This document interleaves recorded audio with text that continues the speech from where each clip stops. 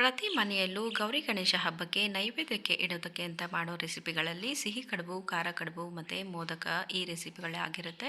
ಹಾಗೆ ಒಂದೇ ಹಿಟ್ಟಲ್ಲಿ ನಾವು ರೆಡಿ ಮಾಡಿಕೊಂಡ್ರೆ ಮೂರು ರೆಸಿಪಿಗಳನ್ನ ಚೆನ್ನಾಗಿ ರೆಡಿ ಮಾಡ್ಕೋಬೋದು. ಇದನ್ನು ಮಾಡೋದಕ್ಕೆ ಮೊದಲೇದಾಗಿ ಸಿಹಿ ಕಡುಬಿನ ಹೂರಣ, ಹಾಗೆ ಮೋದಕಕ್ಕೆ ಮತ್ತು ಸಿಹಿ ಕಡುಬಿಗೆ ಒಂದೇ ಹೂರಣ ಆಗಿರೋದ್ರಿಂದ ಈ ರೀತಿ ರೆಡಿ ಮಾಡ್ಕೋಬೋದು. ಮೋದಕನ ಎಣ್ಣೆಯಲ್ಲಿ ಫ್ರೈ ಮಾಡೋದಕ್ಕಿಂತ ಈ ರೀತಿ ಸ್ಟೀಮ್ ಮಾಡೋದ್ರಲ್ಲಿ ತುಂಬ ಒಳ್ಳೇದು ಅಂತಲೇ ಹೇಳ್ಬೋದು. ಇದನ್ನು ಮಾಡೋದಕ್ಕೆ ಸ್ವಲ್ಪ ತುಪ್ಪ ಹಾಗೆ ಹಸಿ ಕೊಬ್ಬರಿ ಹಾಕ್ಕೊಂಡಿದ್ದೀನಿ, ಸ್ವಲ್ಪ ಏಲಕ್ಕಿ ಪೌಡರ್ನ ಹಾಕ್ಕೊಂಡು ಹಾಗೆ ರುಚಿಗೆ ಎಷ್ಟು ಬೇಕೋ ಅಷ್ಟು ಬೆಲ್ಲನ ಸೇರಿಸ್ಕೊತಾ ಇದ್ದೀನಿ. ನಾನಿಲ್ಲಿ ಜೋನಿ ಬೆಲ್ಲನ ಆ್ಯಡ್ ಮಾಡ್ತಾ ಇದ್ದೀನಿ. ನಿಮಗೆ ಇಷ್ಟ ಬಂದಿರೋವಂಥದ್ದು ಜಾಗರಿ ಪೌಡರು, ಬೆಲ್ಲ ಅಥವಾ ಸಕ್ಕರೆ ಇಷ್ಟಪಡೋರಾದರೆ ಸಕ್ಕರೆನೂ ಕೂಡ ಹಾಕ್ಕೊಂಡು ಈ ರೀತಿ ಮಾಡ್ಕೋಬೋದು. ಆದರೆ ಸಕ್ಕರೆಗಿಂತ ಬೆಲ್ಲನೇ ಜಾಸ್ತಿ ರುಚಿ ಕೊಡುತ್ತೆ, ಹಾಗೆ ಕಡುಬುಗಳಲ್ಲಿ ಟೇಸ್ಟ್ ಕೂಡ ಚೆನ್ನಾಗಿ ಬರುತ್ತೆ. ತುಪ್ಪ, ಬೆಲ್ಲ ಹಾಗೆ ಹಸಿ ಕೊಬ್ಬರಿ ಚೆನ್ನಾಗಿ ಹೊಂದ್ಕೊಳ್ಳೋ ಥರ ಬಾಡಿಸ್ಕೊಂಡು ಸೈಡಲ್ಲಿ ಇಟ್ಕೊಂಡ್ಬಿಡೋಣ. ಇನ್ನೊಂದು ಪಾತ್ರೆಗೆ ಸ್ವಲ್ಪ ನೀರು, ಅಂದರೆ 1 ಗ್ಲಾಸ್ ಹಿಟ್ಟಿಗೆ 2 ಗ್ಲಾಸಷ್ಟು ನೀರು. ಮನೇಲೇ ಮಾಡಿಸಿರೋ ಹಿಟ್ಟಾದರೆ 3 ಗ್ಲಾಸ್ ನೀರು ಬೇಕಾಗುತ್ತೆ, ಯಾಕಂದರೆ ಚೆನ್ನಾಗಿ ಹಿಟ್ಟು ಬೇಯಬೇಕಾಗತ್ತೆ. ಬೇಯ್ದಿಲ್ಲ ಅಂದರೆ ಕಡುಬುಗಳು ಒಡೆಯೋ ಚಾನ್ಸಸ್ ಇರುತ್ತೆ. ಹಾಗೆ ಸ್ಟೀಮ್ ಮಾಡೋದಕ್ಕೆ ಇಟ್ಟಾವಾಗ ಹಿಟ್ಟು ಸರಿಯಾಗಿ ಬೆಂದಿಲ್ಲ ಅಂತ ಅಂದ್ರೆ ಕಡುಬು ಒಡೆದು ಹೋಳಾಗುತ್ತೆ.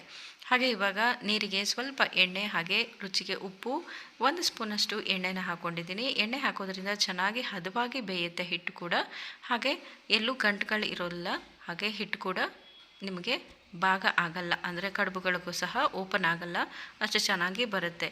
ಹಿಟ್ಟನ್ನು ಚೆನ್ನಾಗಿ ಬೇಯಿಸ್ಕೊಂಡು ನೀಟಾಗಿ ಈ ರೀತಿ ಮಿಕ್ಸ್ ಮಾಡ್ತಾನೆ ಇರಬೇಕು. ಗಂಟಿಲ್ಲದೆ ಇರೋ ಥರ ನೀಟಾಗಿ ಎಲ್ಲನೂ ಮಿಕ್ಸ್ ಮಾಡಿದಾದ ನಂತರ ಮೇಲ್ಗಡೆ ಸ್ವಲ್ಪ ನೀರನ್ನು ಸ್ಪ್ರಿಂಕಲ್ ಮಾಡಿ ಹಾಗೆ ಒಂದು ಪ್ಲೇಟನ್ನು ಮುಚ್ಚಿ ಸ್ವಲ್ಪ ಒಂದು 5ರಿಂದ 8 ನಿಮಿಷ ಹಾಗೆ ಕ್ಲೋಸ್ ಮಾಡಿ ಇಟ್ಬಿಡೋಣ. ಯಾಕಂದರೆ ಹಿಟ್ಟು ಬೇಯೋದಿದ್ರೂ ಸಹ ನೀರು ಕಡಿಮೆ ಆಗಿದೆ ಅಂದರೆ ಮೇಲ್ಗಡೆ ಚೆನ್ನಾಗಿ ನೀರನ್ನು ಸ್ಪ್ರಿಂಕಲ್ ಮಾಡಿ ಕ್ಲೋಸ್ ಮಾಡಿ ಇಟ್ಬಿಡಿ. ಈ ಥರ ಕೈಗೆ ಎಣ್ಣೆ ಅಥವಾ ತುಪ್ಪ ಅಥವಾ ನೀರನ್ನು ಸವರ್ಕೊಂಡು ಈ ರೀತಿ ಗಂಟು ಮಾಡಿ ನೋಡಿದವಾಗ ಉಂಡೆ ಚೆನ್ನಾಗಿ ಹದವಾಗಿ ಬರಬೇಕು. ಅಲ್ಲಿ ತನಕ ನೀಟಾಗಿ ಈ ರೀತಿ ಮಿಕ್ಸ್ ಮಾಡಿಕೊಂಡು ಸೈಡಲ್ಲಿ ಇಟ್ಕೊಂಬಿಡಿ. ಇದನ್ನು ಸೈಡಲ್ಲಿ ಇಟ್ಕೊಂಡು ಕ್ಲೋಸ್ ಮಾಡಿ ಇಟ್ಕೊಂಡಿಡಿ, ಡ್ರೈ ಆಗೋಕ್ಕೆ ಬಿಡಬೇಡಿ. ಖಾರ ಕಡುಬಿಗಾಗಿ ಸ್ವಲ್ಪ ಹಸಿಮೆಣಸಿನಕಾಯಿ ಹಾಗೆ ಸ್ವಲ್ಪ ಕೊತ್ತಂಬರಿ ಸೊಪ್ಪನ್ನು ಹಾಕ್ಕೊಂಡಿದ್ದೀನಿ ಒಂದು ಚಿಕ್ಕ ಮಿಕ್ಸಿ ಜಾರ್ಗೆ. ನಾನಿಲ್ಲಿ ಹೆಸರು ಬೇಳೆನ ತೊಗೊಂಡಿದ್ದೀನಿ, ಹಾಗೆ ನೀವು ಕಡಲೆಬೇಳೆನ ತೊಗೊಂಡ್ರೆ ಚೆನ್ನಾಗಿರುತ್ತೆ. ಕಡಲೆಬೇಳೆ ಹಾಗೆ ಸ್ವಲ್ಪ ಹಸಿ ಕೊಬ್ಬರಿನ ಸಹ ಸೇರಿಸ್ಕೊತಾ ಇದ್ದೀನಿ. ಇದಕ್ಕೆ ರುಚಿಗೆ ಸ್ವಲ್ಪ ಉಪ್ಪು ಹಾಗೆ ಶುಂಠಿ ಬೇಕಂದರೆ ಸ್ವಲ್ಪ ಶುಂಠಿ ಹಾಕ್ಕೊಂಡು ತರ್ತರಿಯಾಗಿ ರುಬ್ಕೊಂಬರ್ಬೇಕಾಗತ್ತೆ. ಗ್ರೈಂಡಾಗಿ ನೀರೇನು ಹಾಕಿದ್ರತಿ ಆ ರೀತಿ ಅದು ಹಾಗೇ ರುಬ್ಕೊಂಬರಬೇಕು. ಸಿಹಿ ಕಡುಬಿಗೆ ಮತ್ತು ಖಾರ ಕಡುಬಿಗೆ ಹೂರಣ ಅಂತೂ ರೆಡಿ ಆಯಿತು. ಈಗ ಕಡುಬಿಗೆ ಹಿಟ್ಟನ್ನು ಹದವಾಗಿ ನಾದ್ಕೊಳ್ಳುವಂಥ ಸಮಯ. ಇವಾಗ ಒಂದು ಪ್ಲೇಟ್ಗೆ ಇದನ್ನು ಹಿಟ್ಟನ್ನು ಹಾಕ್ಕೊಂಡು ಆದ ನಂತರ ಕೈಗೆ ಸ್ವಲ್ಪ ನೀರು ಅಥವಾ ತುಪ್ಪ, ನಿಮಗೆ ಇಷ್ಟ ಬಂದಿರೋದು ಎಣ್ಣೆ ಹಾಕ್ಕೊಂಡು ಸಹ ಮಾಡ್ಕೋಬೋದು. ನೀರನ್ನು ಸಹ ಹಚ್ಕೊಂಡು ಸಹ ಈ ರೀತಿ ನಾದ್ಬೋದು, ಯಾಕಂದರೆ ಕೈಗೆ ಎಲ್ಲಿ ಅಂಟೋದಿಲ್ಲ. ಹಾಗೆ ಹಿಟ್ಟನ್ನು ಸಹ ಹದವಾಗಿ ನಾವು ನಾದ್ಕೋಬೇಕಾಗುತ್ತೆ. ಚೆನ್ನಾಗಿ ನಾದ್ಕೊಂಡಷ್ಟು ನಿಮಗೆ ಕಡುಬು ಹಾಗೆ ಮೋದಕಗಳು ತುಂಬ ಚೆನ್ನಾಗಿ ಬರ್ತವೆ. ಈ ರೀತಿ ನಾದ್ಕೊಂಡಿದ್ದಾಗಿದೆ. ಚಿಕ್ಕ ಚಿಕ್ಕ ಗೋಲಿಗಳನ್ನಾಗಿ ಮಾಡ್ಕೊಂಡ್ಬಿಡೋಣ. ಹಾಗೆ ಕಡುಬು ಮತ್ತು ಮೋದಕಗಳಿಗೆ ಯಾವ ಸೈಜ್ ಬೇಕೋ ಆ ಸೈಜು. ತುಂಬ ದಪ್ಪದಾಗಿ ಮಾಡ್ತೀರಿ ಅಂದರೆ ದಪ್ಪದಾಗೂ ಕೂಡ ಮಾಡ್ಕೋಬೋದು. ಇದನ್ನು ಮಾಡೋದಕ್ಕೆ ನಾನು ಒಂದು ಚಿಕ್ಕ ಆಯಿಲ್ ಪ್ಯಾಕೆಟ್ ಕವರನ್ನು ಕಟ್ ಮಾಡ್ಕೊಂಡಿದ್ದೀನಿ. ನೀವು ಯಾವುದೇ ಕವರ್ಗಳನ್ನು ಸಹ ತಗೋಬೋದು. ಈ ರೀತಿ ಗೋಲ್ಗಳನ್ನ ಹಾಕಿಬಿಟ್ಟು ಮೇಲ್ಗಡೆ ಒಂದು ಕವರ್ನ ಕ್ಲೋಸ್ ಮಾಡಿ ಕೈಯಲ್ಲಿ ಈ ರೀತಿ ತಟ್ಕೋಬೋದು. ನೀಟಾಗಿ ಬರುತ್ತೆ. ನಿಮಗೆ ಎಲ್ಲಿ ದಪ್ಪ ಸಿಗುತ್ತೋ ಅಲ್ಲಿ ತೆಳುವಾಗಿ ತಟ್ಕೊಂಡ್ರೆ ತುಂಬ ಸುಲಭವಾಗಿ ಮಾಡ್ಬೋದಾದಂಥ ಒಂದು ಕಡುಬಿಗೆ ಅಂದರೆ ಹೆಲ್ಪ್ ಆಗುವಂಥ ಒಂದು ಮೆಥಡನ್ನು ತೋರಿಸಿದ್ದೀನಿ. ಈ ರೀತಿ ಕವರ್ ಸಮೇತ ನೀವು ಮೋಲ್ಡ್ಗೆ ಹಾಕ್ಕೊಂಡು ಮಧ್ಯ ಹೂರಣನ ಹಾಕಿ, ಆಯಿತಾ. ಸೈಡಲ್ಲಿ ಹಾಕೋದ್ರಿಂದ ಸೈಡಲ್ಲಿ ಹೂರಣ ಎಲ್ಲ ಬಂದು ಓಪನ್ ಆಗಿಬಿಡುತ್ತೆ ಅಥವಾ ಬ್ರೇಕ್ ಆಗುತ್ತೆ, ಹಾಗೆ ಮೇಲ್ಗಡೆ ಬ್ರೇಕ್ ಆಗುತ್ತೆ. ಅದಕ್ಕೋಸ್ಕರ ಈ ಥರ ಹೀಗೆ ಮಾಡಿಬಿಟ್ಟು ಎಕ್ಸ್ಟ್ರಾಸ್ನೆಲ್ಲ ತೆಗೆದುಬಿಟ್ಟು ಈ ರೀತಿ ಕಡುಬನ್ನು ಈ ರೀತಿ ರೆಡಿ ಮಾಡ್ಕೋಬೋದು. ಬಾಳೆ ಎಲೆ ಇದ್ರೂ ಸಹ ಅದ್ರ ಸಹಾಯನೂ ಕೂಡ ನೀವು ತಗೋಬೋದು, ಅಥವಾ ಪ್ಲಾಸ್ಟಿಕ್ ಕವರ್ ಇದೆ ಅಂದರೆ ಅದರಲ್ಲೂ ಸಹ ಮಾಡ್ಕೋಬೋದು. ಹೂರಣನೂ ಯಾವಾಗಲೂ ನಾವು ಮಧ್ಯದ ಇಟ್ಟರೆ ಸೈಡಲ್ಲೆಲ್ಲೂ ಬರೋದಿಲ್ಲ. ನಾನು ಸೈಡಲ್ಲಿ ಹಾಕ್ಬಿಟ್ಟು ನೀವು ಮಧ್ಯದಲ್ಲಿ ಹಾಕಿ, ಕರೆಕ್ಟ್ ಮಧ್ಯದಲ್ಲಿ ಹಾಕಿದ್ರೆ ನೀಟಾಗಿ ಬರುತ್ತೆ. ಈ ರೀತಿ ಟೈಟಾಗಿ ಹಿಡ್ಕೊಂಡು ಈ ರೀತಿ ಎಕ್ಸ್ಟ್ರಾಸ್ನೆಲ್ಲ ತೆಗೆದುಬಿಡ್ಬೋದು. ನೋಡಿದ್ರಲ್ವ ಕಡುಬು ಎಷ್ಟು ಸುಲಭವಾಗಿ ಮಾಡ್ಕೋಬೋದು ಅಂತ. ಸಿಹಿ ಕಡುಬು 2 ರೆಡಿಯಾಗಿದೆ. ಈ ರೀತಿ ನಾವು ಬರೀ ಹಿಟ್ಟನ್ನು ನಾವು ಮೋಲ್ಡ್ಗೆ ಹಾಕಿದವಾಗ ಅದು ಏನಾಗುತ್ತೆ ಅಂದರೆ ಮೋಲ್ಡ್ಗೆಲ್ಲ ಅಂಟ್ಕೊಂಡ್ಬಿಡುತ್ತೆ. ಆ ಮೋಲ್ಡ್ಗೆ ಎಣ್ಣೆ ಸವರು ಅದೊಂದು ಇದೊಂದು ಅನ್ನೋದಾಗುತ್ತೆ. ಅದಕ್ಕೆ ಈ ಥರ ಕವರ್ ಸಮೇತವಾಗಿ ಈ ರೀತಿ ಮೆಥಡನ್ನು ಯೂಸ್ ಮಾಡೋದ್ರಿಂದ ನಿಮಗೆ ಎಲ್ಲೂ ಸಹ ಬಿಡೋದಿಲ್ಲ, ಕೈಗೂ ಸಹ ಅಂಟೋದಿಲ್ಲ, ಅಷ್ಟು ನೀಟಾಗಿ ಕಡುಬುಗಳು ಬರುತ್ತೆ. ನೋಡಿದ್ರಲ್ವ ಎಷ್ಟು ಸುಲಭವಾಗಿ. ಹಾಗೆ ಸಹ ತಿನ್ಬೋದು, ಇದನ್ನು ಮತ್ತೆ ಸ್ಟೀಮ್ ಮಾಡಬೇಕು ಅನ್ನೋ ಅವಶ್ಯಕತೆ ಇರಲ್ಲ. ಯಾಕಂದರೆ ಹಿಟ್ಟು ಚೆನ್ನಾಗಿ ಬೇಯಿಸಿರ್ತೀವಿ, ಆದರೆ ಖಾರ ಕಡುಬು ಮಾತ್ರ ಇದ್ರ ಒಳಗಡೆ ಹೂರಣ ಬೆಂದಿರಲ್ಲ ಅಲ್ವಾ, ಅದಕ್ಕೋಸ್ಕರ ಖಾರ ಕಡುಬನ್ನು ಸ್ಟೀಮ್ ಮಾಡಲೇಬೇಕಾಗುತ್ತೆ. ಚೆನ್ನಾಗಿ ಎರಡು ಕಡುಬನ್ನು ಇನ್ನು ಒಂದೇನು ಮಾಡೋದು ಅಂತ ಹೇಳಿ ನಾವು ಎರಡು ಕಡುಬುಗಳನ್ನ ಸ್ಟೀಮ್ ಮಾಡ್ಕೋತೀವಿ ಅಲ್ವಾ. ನೋಡಿದ್ರಲ್ವ, ಈ ಮೆಥಡಲ್ಲಿ ನೀವು ಖಾರ ಕಡುಬು ಮತ್ತು ಸಿಹಿ ಕಡುಬನ್ನು ರೆಡಿ ಮಾಡ್ಕೋಬೋದು. ಚಿಕ್ಕ ಒಂದು ಪ್ಲಾಸ್ಟಿಕ್ ಕವರ್ ಎಷ್ಟೊಂದು ಹೆಲ್ಪ್ ಆಗುತ್ತೆ ನೋಡಿ.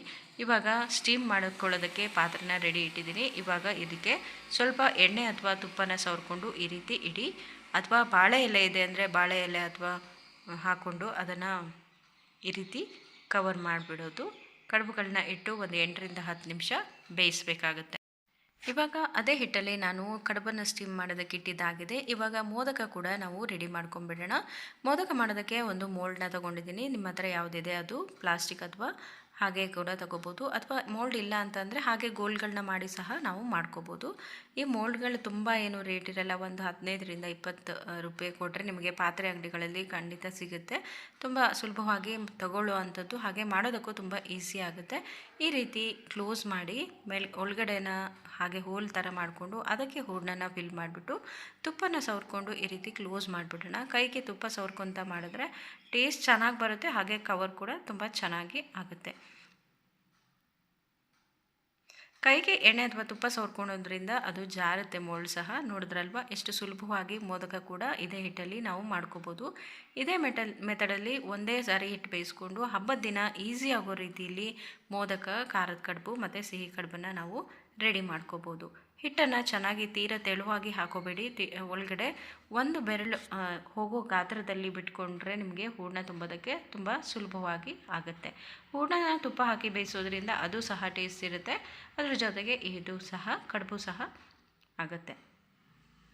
ಈ ರೀತಿ ತುಪ್ಪ ಸವರ್ಕೊಂಡಿರುವಂಥ ತಾಟಿಗೆ ಹಾಕ್ಕೊಂಡು ಈ ರೀತಿ ಗಟ್ಟಿಯಾಗಿ ಪ್ರೆಸ್ ಮಾಡಿ, ಗಟ್ಟಿಯಾಗಿ ಪ್ರೆಸ್ ಮಾಡಿದ್ರೆ ಚೆನ್ನಾಗಿ ಬರುತ್ತೆ. ಈ ಥರ ಆಗಿಲ್ಲ ಅಂತಂದರೆ ಇನ್ನೊಮ್ಮೆ ಈ ರೀತಿ ಮಾಡಿಬಿಟ್ಟು ಕವರ್ ಮಾಡಿಕೊಂಡು ಇವಾಗ ಮೋದಕನ ರೆಡಿ ಮಾಡ್ಕೋಬೋದು. ನೋಡಿದ್ರಲ್ವ, ಮೋದಕನೂ ಸಹ ರೆಡಿ ಆಯಿತು. ಇದನ್ನು ಇವಾಗ ಸ್ಟೀಮ್ ಮಾಡ್ಕೊಳ್ಳೋಣ. ಕಡುಬು ಮತ್ತು ಮೋದಕ ಎರಡು ತೆಗೊಂಡು ಅದಾದ ನಂತರ ಕಡುಬು ಸಹ ರೆಡಿಯಾಗಿದೆ. ನೋಡ್ತಾ ಇರ್ಬೋದು, ಕಡುಬುಗಳು ಸಹ ಎಲ್ಲೂ ಬ್ರೇಕ್ ಆಗಿಲ್ಲ, ತುಂಬ ಸುಲಭವಾಗಿ ಬಂದಿದೆ, ಹಾಗೆ ತುಂಬ ಚೆನ್ನಾಗಿ ಬಂದಿದೆ. ಎಲ್ಲಿ ತೆಳುವಾಗಿತ್ತು ಹಿಟ್ಟು ಅಲ್ಲಿ ಮಾತ್ರ ಓಪನ್ ಆಗಿದೆ.